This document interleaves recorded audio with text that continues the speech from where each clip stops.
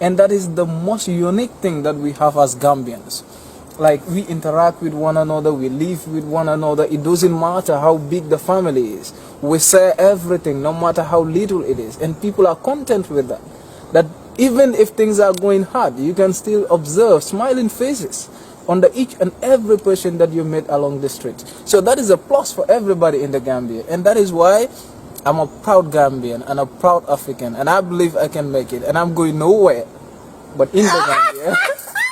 Nobody is going to do it for us. That's right. If we are all running away, when are we going to make it?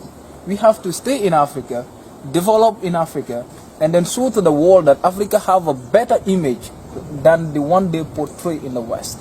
I think this is what we all need to do as Africans, and then we promote that as Pan-Africans and also as Gambians. Excellent. I couldn't have said it better myself, actually. I propose that you come and do some shows with me. This brother's got it going on.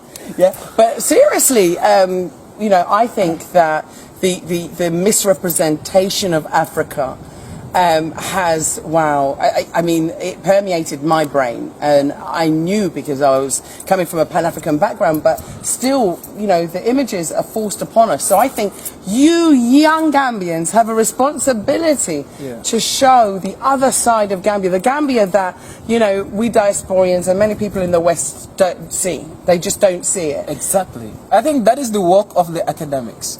That is the work that we need to do as young scholars.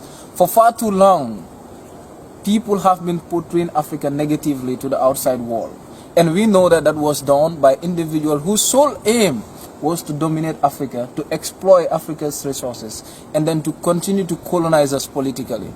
Now, our role as academics, as young scholars, is how do we make sure that this picture is changed from the literature itself, going back to rewrite the books, to rewrite the history of Africa, and then to show to the world that we have a better image that the world is actually seeing as of today.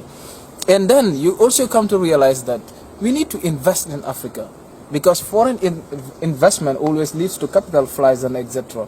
Because people who come in and invest, at the end they can take all the resources, and then you come to realize that it becomes another challenge for us. But when Africans invest, the money stays in Africa, which is a plus. It can enhance, it can help when it comes to employment, when it comes to coming up with all the facilities and then enhancing the development that we own, that we all desire as Africans and etc.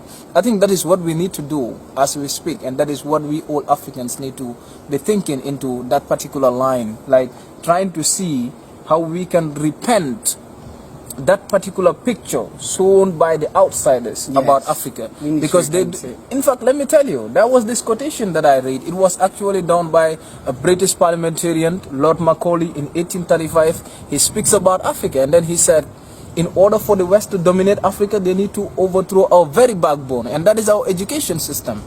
When we believe that everything that is Western is correct, then they can dominate us forever. Exactly. And that is 1835. They've been working on those bases. So today it is high time, because we know the realities. Let us try to rewrite the history.